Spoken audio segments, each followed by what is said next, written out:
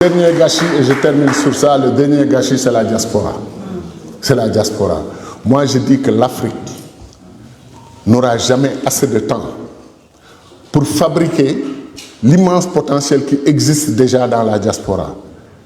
Mais vous savez qu'il y a des jeunes Africains, Camerounais, Nigériens, Sénégalais, Marocains, Tunisiens, tout ce qu'on veut, qui travaillent à la NASA aux États-Unis. Des compétences énormes.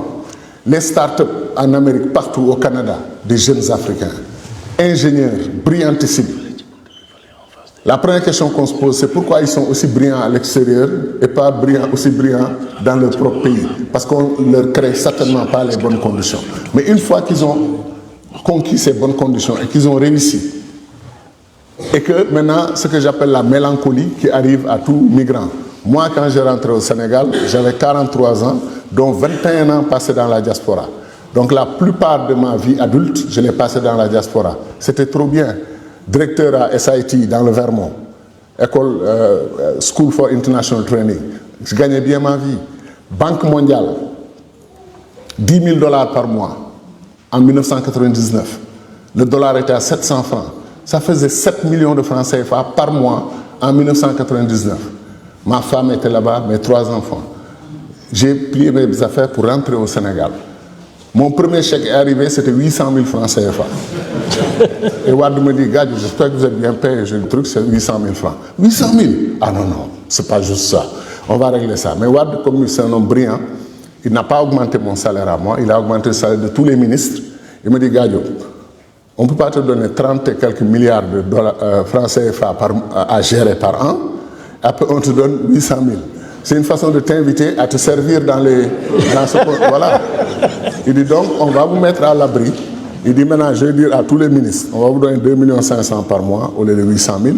On vous donne la voiture, on vous donne le logement. Il ne vous manque rien. Si vous touchez à l'argent du pays, je vous mets en prison. Je lui dis bravo, moi je suis d'accord. Donc, je pense que la diaspora, il faut l'attirer. Il faut qu'on parle à la diaspora. Nous, on a organisé en 2001, Mambaba, 2001, le premier symposium des Sénégalais de l'extérieur à Dakar. Quand j'ai amené les délégués au palais, j'ai dit au président, président, voilà, tous les pays du monde sont représentés, sauf peut-être l'Alaska. Sur la tombe de mes parents, un gars s'est levé, Racine Dia, il dit, ah, monsieur le ministre, moi je suis de l'Alaska. Tout le monde a rigolé dans la salle. Me dit, tu as vu, ils sont partout nos compatriotes. Guatemala, Mexico, ils sont partout. Donc, la diaspora, c'est un immense potentiel. On ne pourra pas bâtir l'Afrique, obtenir la renaissance africaine, réorganiser nos économies, mettre les jeunes au travail, avoir des universités performantes, avoir une agriculture performante, nourrir nos populations correctement, sans utiliser les compétences et les performances de la diaspora. C'est pour ça que je dis que pour le renouveau de l'Afrique, la diaspora est indispensable. Pour le renouveau de l'Afrique, les femmes sont indispensables. Pour le renouveau de l'Afrique, les jeunes sont indispensables. Donc, chers amis, la balle est dans notre camp. Et ça aussi, c'est important.